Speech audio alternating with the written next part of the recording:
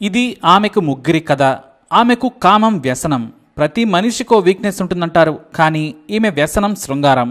ఇలా కూడా ఉంటారా అంటే ఈ స్టోరీ చూడాల్సిందే. ఉండేది స్లంలో, చేసేది కూలి పని. కానీ ఆమె అందం రవిశంకర్ గీసిన చిత్రంలా ఉంటుంది. చెమట కారుస్తూ కూలి పని చేస్తున్న ఆమె రూపం దివ్యంగా ఉంటుంది. మట్టిలో అప్సరస అని సింపుల్గా చెప్పొచ్చు. అందం కారణంగానో లేదంటే తనకు తాను అతిలోక సుందరి అనుకుంటుందో కానీ ఆమెకు నచ్చితే చాలు కళ్లతోనే మగాళ్లను పడేస్తుంది.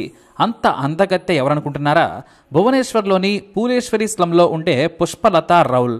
ఈమె చర్మం రంగు మెరిసే బంగారమేమీ కాదు, కానీ సముద్ర తీరంలో మెరిసే తెల్లటి ఇసుక మధ్య ఉండే చామనచాయ రంగు గులకరాయిలా ఉంటుంది పుష్పలత.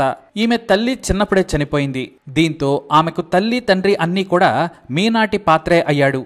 మీనాటి పాత్ర కూతురును బంగారంలా పెంచుకున్నాడు. ఆమె అందం చూసి మోజపడి ప్రేమించి దగ్గరి బంధువైన సరాత్ రౌల్ రూపాయి కట్నం కూడా తీసుకోకుండా పెళ్లి చేసుకున్నాడు. తానే అన్ని ఖర్చులు పెట్టి పెళ్లి చేసుకున్నాడు. పెళ్లికి ముందు తండ్రి అంటే భయం, ప్రేమతో పాటు గౌరవం కారణంగా ఎలాంటి ప్రేమ వ్యవహారాలు కూడా నడపలేదు. ఆమె తండ్రి గీసిన గీతను దాటలేదు. మురికి వాడలో ఉంటున్న ప్రవర్తనలో పుష్పలత నిజంగానే మచ్చలేని మణిపూస. 16 ఏళ్లకే పెళ్లి చేసుకున్న పుష్పలతకు మొదటిసారి శృంగారంలో ఉన్న మజా తెలిసింది. ఆ తర్వాత దానికి బానిసైపోయింది. అయితే 20 ఏళ్ల వయసులోనే ఉన్న ఆమె భర్త సరాత్ కూడా ఆమెకు కావలసినంత సుఖాన్ని ఇచ్చాడు. కానీ ఆమె ఆకలి సరాత్ ఎప్పటికీ తీర్చలేనిది. బతకడానికి పని చేయాలి కాబట్టి ఆమె పనిలో పడి తన కోరికలను మరిచిపోయేది. రాత్రైతే మాత్రం ఈ మోడర్న్ క్లియోపాత్ర తోడు కోరుకునేది. ఆమెను పిచ్చిగా ప్రేమించిన సరాత్ సుఖపెట్టాడు. కాకపోతే బెడ్పై ఆమె వింత ప్రవర్తన చూసి చిరాకు పడేవాడు. ఎవరికైనా కొంత లిమిట్ ఉంటుంది. పుష్పలత మాత్రం తనకు తానుగా విరహంతో రగిలిపోయేది. అదే సమయంలో సరాత్ బయటకు చెప్పుకోలేని భార్య ప్రవర్తనతో రగిలిపోయేవాడు. ఆమె మీద చివరకు అతనికి చిరాకు కలిగింది. దీంతో సీరియస్ వార్నింగ్ ఇచ్చి పద్ధతిగా ఉండమని చెప్పడం మొదలుపెట్టాడు. పెళ్ళై 4 ఏళ్లైనా సంతానం మాత్రం కలగలేదు. ఓవైపు సరాత్ ప్రాణంగా ప్రేమించిన ఇంటి పక్కనే ఉండే మరో యువకుడైన సంజయ్ను తన చూపులతో పడగొట్టింది. మంచి చీర, నగలు పుష్పలతకు పెట్టాలి, కానీ ఆమె చిత్రం గీయడానికి రవివర్మ మళ్లీ పుట్టాల్సిందే. ఆమె అందానికి కాదు, చూపులకే ఏ మగాడైనా ఫ్లాట్ కావాల్సిందే. అలాంటిది కన్స్ట్రక్షన్ కంపెనీలో పనిచేసే సంజయ్ను మోహించింది. తండ్రి భర్త ఉండగానే అతని గదిలోకి ఏదో వంకతో వెళ్లేది పుష్పలత. దీంతో చిరాకు పడి పరువు పోగొట్టుకోవడం కంటే వెళ్లిపోవడం మంచిదని సరాత్ చెప్పా పెట్టకుండా వెళ్లిపోయాడు. 6 నెలలైనా అతని జాడలేదు. అతని తల్లిదండ్రులను సంప్రదిస్తే నీ కూతురు మదపిచ్చి తగ్గించుకోమని సలహా ఇచ్చారట. దీంతో పుష్పలత తండ్రి మీనాటి పాత్ర తలదించుకోవాల్సిన పరిస్థితులు ఏర్పడ్డాయి. ఇక ఆమె మొదటి భర్త వెళ్లిపోవడంతో సంజయ్ ఇంట్లోనే ఎక్కువగా గడిపేది. దీంతో ఆమె తండ్రి ఆమెకు వార్నింగ్ ఇచ్చాడు. ఇలాంటి ప్రవర్తన తనకు నచ్చదని చెప్పాడు. ఆ మాట అన్న మరునాడే సంజయ్తో కలిసి లేచిపోయింది. అక్కడ సంజయ్తో బాగానే 6 ఏళ్ల పాటు కాపురం చేసింది.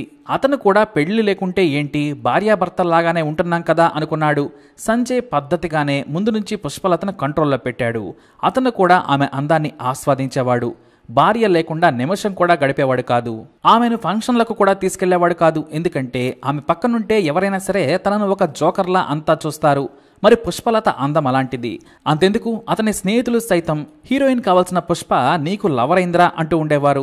ఇక 6 ఏళ్లు కాపురం చేసినా కూడా వారికి సంతానం కలగలేదు. అయితే వేరే చోట పని ఉందని సంజయ్ ఒక కాంట్రాక్టర్తో వారం పాటు కటక్ వెళ్ళాడు. ఈ వారం గ్యాప్ అంటే ఒక చిన్న గ్యాప్ను కూడా పుష్పలత తట్టుకోలేకపోయింది. అంతా బానిస. దీంతో తాను పనిచేసే చోట పిత్రరంజన్ అనే యువకుడిని అందంతో ఫ్లాట్ చేసింది. అది మొదటి రోజే.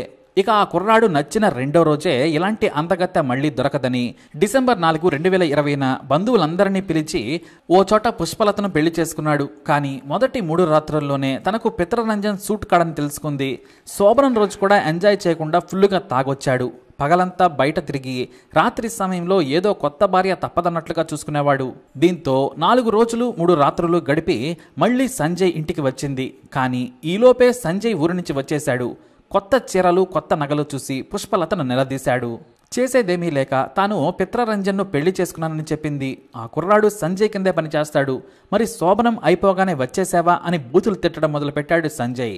దానికి మరి నువ్వు పెళ్లి చేసుకోకుండా నీతోనే జీవితాంతం ఎలా ఉంటానని ప్రశ్నించింది. పెళ్లి మాత్రమే చేసుకోలేదు, నీకు ఏనాడైనా ద్రోహం చేశానా? కూలి పనులు కూడా మానిపించి సుఖపెడుతున్నాను. ఇంతకంటే ఏం చేయాలి? మనం సొంత ఇల్లు కట్టుకున్నాక మా ఊరు తీసుకెళ్తాను కదా అన్నాడు. ఆమె తప్పైంది అని చాలా సింపుల్గా సంజయ్కు చెప్పింది.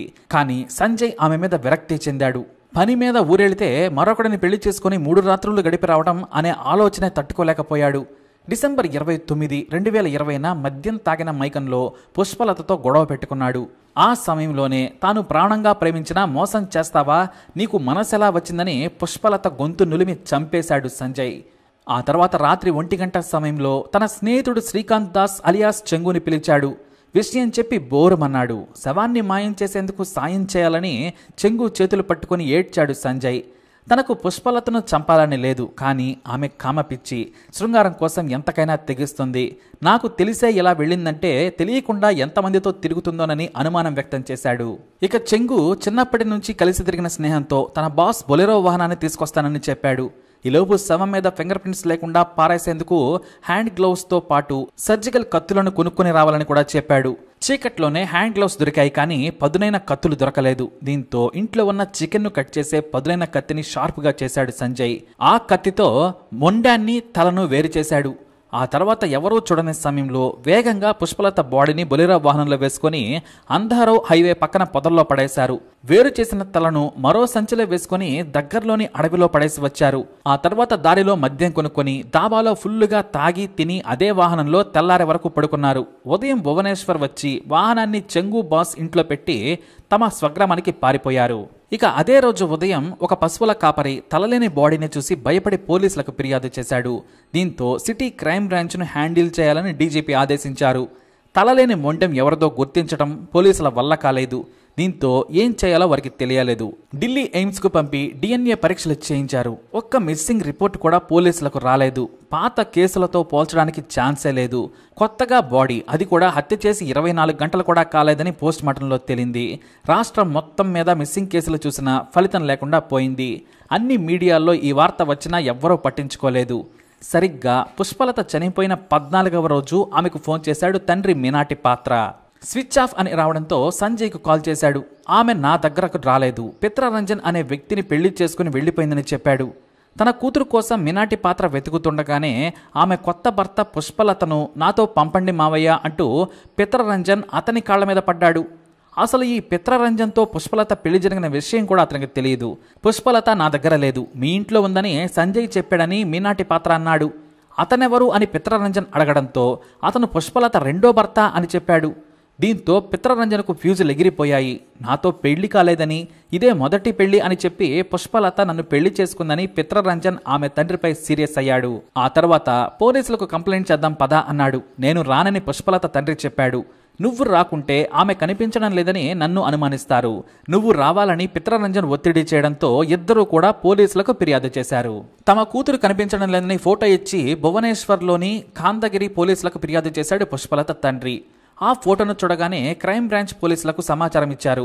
వాళ్లు ప్రభుత్వ ఆసుపత్రిలో మార్చరీలో ఉన్న తలలేని మొండాన్ని చూపించి గుర్తుపట్టాలని కోరగా తన కూతురిదేనని చెప్పి విలపించాడు పుష్పలత తండ్రి. తనకున్న గుర్తులతో అతను సరిపోలి చూశాడు. ఆ బాడీ ఆమెదే.